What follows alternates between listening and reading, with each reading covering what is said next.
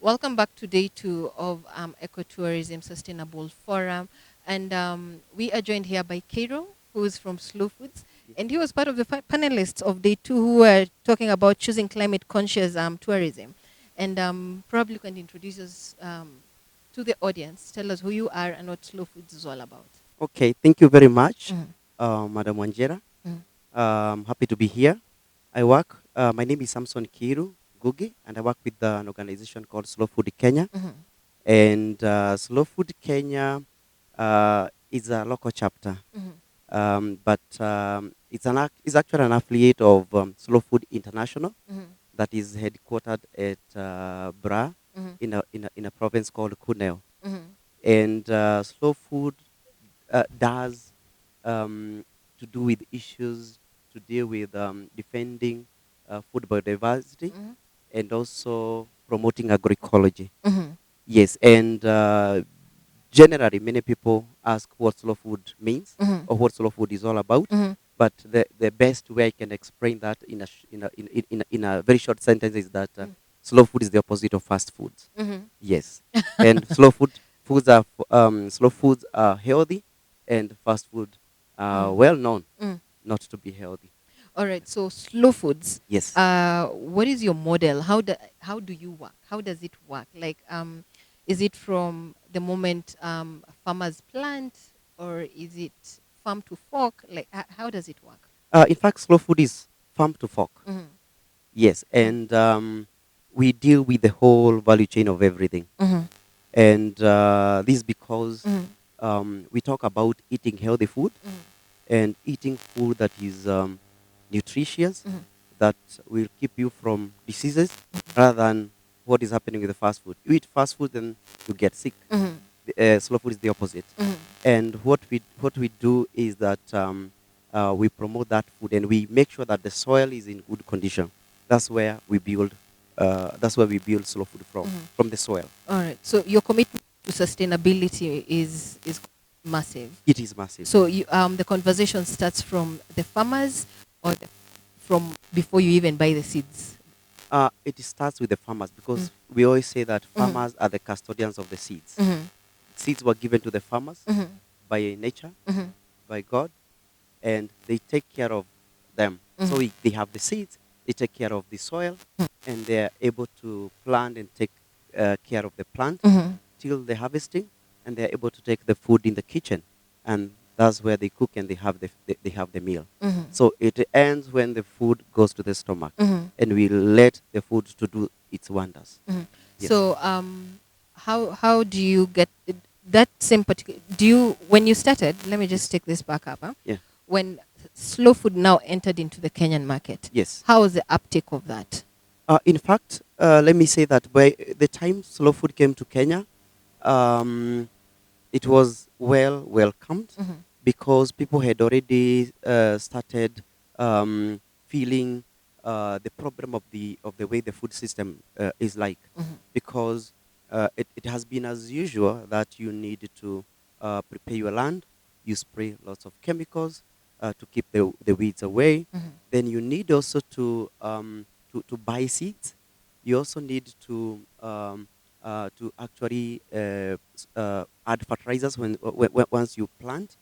Then when the crops are germinating, you now need again to come with herbicides to spray Mhm. for the to keep away the weeds. Mhm. And then after that, you need again to spray for pests. Mhm. You need to spray to make the crops greener, to boost the harvest. Mhm. You know, and at the end of it, once you harvest again, you find that for storage purposes, you have You to need to use spray the again. spray. You need to Yeah. use the what can I call it? Those Preservatives. chemicals, Yeah. to preserve your Yeah. food. So if you when you look at the whole value chain of that, Mhm. you find that you have nothing but chemicals. Mhm. So you find a lot of chemical residues in your food, Mhm. and what happens with the time when Mhm. you consume that kind of food, you get sick eventually. Mhm. Yes. All right. Now, when you do you advocate for organic farming, or do you is that what you're advocating for as Yes. slow food? Yes, we Mm, advocate for organic farming, mm, but maybe I can try to bring a little difference here, mm, because organic farming, according to many people, Mm. you can grow exotic food, and call it organic. But for us, we don't actually tell people not to grow even the exotic food that you don't have control of seeds. You have to go back to the agrovet shop to buy. Mm. But we normally say that we grow food organically, but mainly we pay attention to the indigenous foods. Mm. And normally for us we use agroecology, because agroecology is much broader than organic. It has got a lot of many things in it more than the organic part of it. So that means that you Yeah. do a lot of trainings, Yes, we do. a lot of trainings They're for part for for, they're for part the of what farmers, we yeah. do. Yes, Mhm. yes. Oh yeah. So not just the farmers, but who else do you train? Because the value chain, like you said, is not just the farmers; it's also the people who come and now buy from the farm, so that they can know that these products should not be sprayed with Yeah. preservatives. How does that training process go? In fact, we train different people, Mm-hmm. because our organization, it's a member organization Mm-hmm. whereby we deal with many different kinds of self-help groups, Mm-hmm. community-based organizations, and we work also with schools. Mm-hmm. So the trainings, we do trainings with the communities and also schools, because we need to change the mindset of the young kids, Mm-hmm. so that when they grow up, Mm-hmm. they should not only know that you need to spray, you need to spray, you need to do this and that Mm-hmm. to make sure that you have the food at the table. So Mm-hmm. we always try to show them the alternatives. Mm-hmm. And the trainings, they are not theoretical. Mm-hmm. They are theoretical and practical, so that people can know how to go about Mm-hmm. everything when they go back home. Yes, Mm. So community impact is big, and yes, since the inception of Slow Food, yes. do you have numbers of people who you've managed to work with as part of a success story at Yes, Slow Food? I Yeah. would like to say that the farmers that we have worked with, the farmers that we started with, we found some people that were already practicing organic agriculture, but in a very small way. So what we did, we came in with a lot of trainings to make sure that at least they now increase their practice in organic agriculture and agroecology. Mhm. And from since then, you find that at the moment, Mhm. they know how to go about everything about organic. Mhm. And maybe it's good to point out that some of them right now, they have what we call seed centers.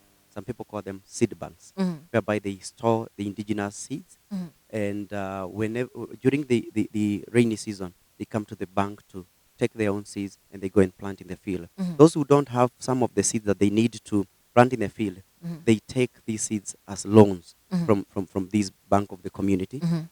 They go plant. Then when during the harvesting season, they have Bring to back, bring back pay with back in with with seeds. interest. If you took 2 kilos, Uh, you have to bring them back in 3 kilos. oh So it's wow. it's the same thing that happens with the banks. Mm. Yes. I So love that model, thank you.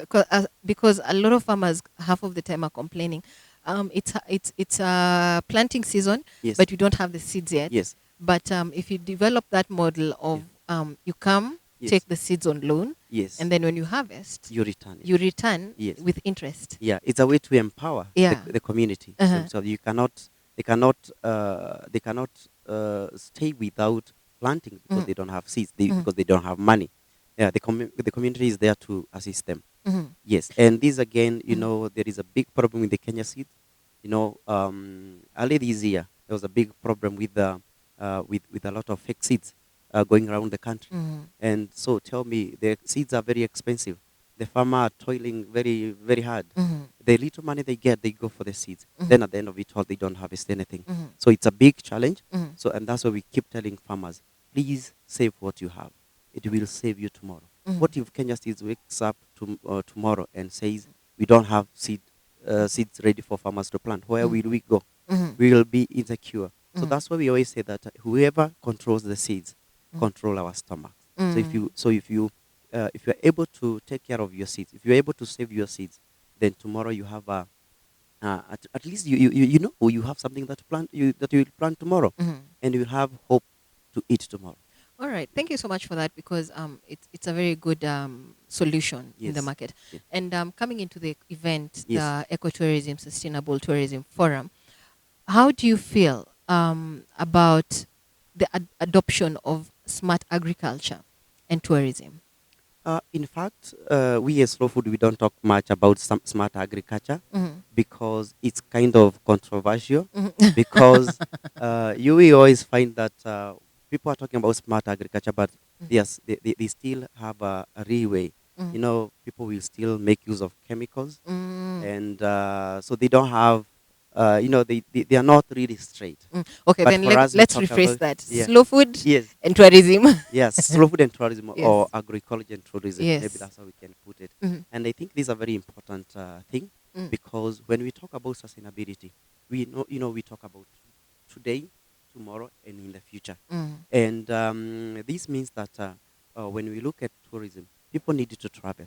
People need to go see places, see people, eat what they have, and enjoy, and Mm-hmm. at least have some, and at least have some stories, Mm-hmm. some memories that they can remember Mm-hmm. today and in the future. Mm-hmm. So uh, for the tourism part of it, for us, the way we normally see it better, or how we do it, Mm-hmm. we make sure that we know that tourism, they actually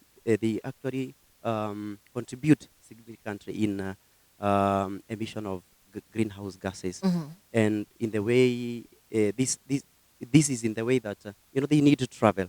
The kind of vehicles we use, they emit a lot of Emissions. CO2, Mm-hmm. and so the more we have uh, tourists in this country, the more we disrupt the ecosystem, the more we emit greenhouse gases, Mm-hmm. and the more again we make things go south. Mm-hmm. And with this, I mean that what we need to do is that we need to, even if we are emitting a lot of gases, we're going to the maybe to the parks or going to the forest to see what people are doing. What we need to do, we need to adopt that culture of planting trees as many as possible. You remember during Moi era, Mm. ukikata moja panda Funding. miwili.